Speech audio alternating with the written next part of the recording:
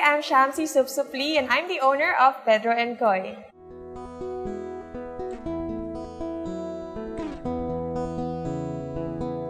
Actually, Pedro & Koy came from my name and my husband's name. Pedro kasi he's Lloyd Peter. So yung Peter, ginawa naming Pinoy. And then Koy, that's my nickname.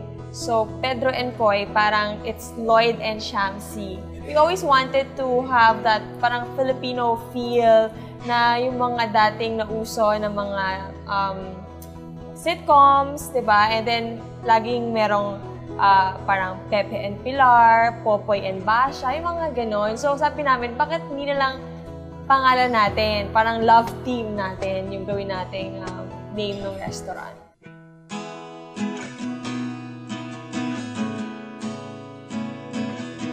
Naging arkitekto ako, siya naman business administration.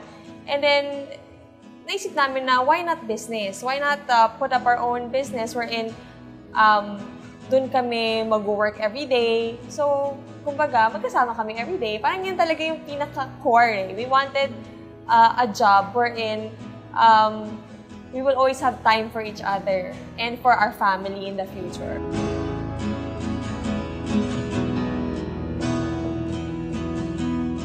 There's so many kinds of business that you can put up.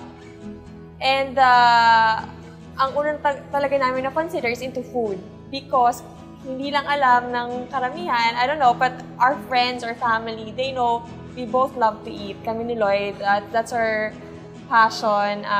When we go out, we always look for new restaurants. When we travel, food talaga is one of the things that we look forward to doing.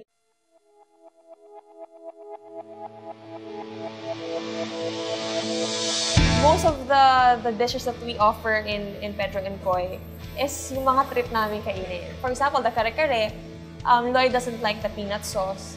Kaya ang ginawa namin, in-construct namin siya na hiwalay yung mismong crispy pata, nakahiwalay yung kare-kare, nakahiwalay yung vegetables, nakahiwalay yung tuwalya. So, ikaw na lang, do it yourself. So, at least, kung kakain kaya sa family, yung iba gusto ng kare-kare, hindi, lagyan niya na peanut sauce. Yung iba na ayaw, so they can take it out. Parang ganon. So, unti-unti lang siya nag-evolve.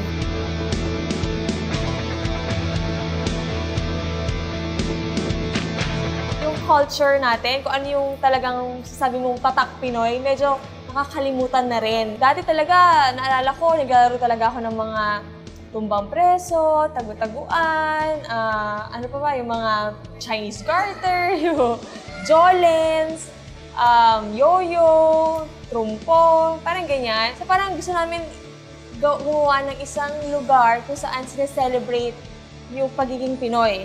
Aside from the food, pati yung mga kinalakihan natin na talagang na-enjoy before, na ngayon hindi natin nakikita. Gusto namin ma-recreate dito para yung mga bata na hindi nila naabutan yon, parang magkaroon din sila ng parang appreciation. We always tell them, this is not a restaurant. You have to parang take in mind na parang bahay mo siya.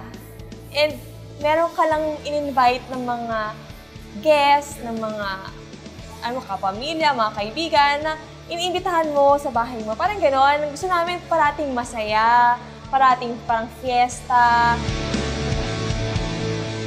Iba talaga kapag yung mismong owners are hands-on sa business. Kasi nakikita mo agad ano yung mga room for improvement, ano yung kailangan mong idagdag.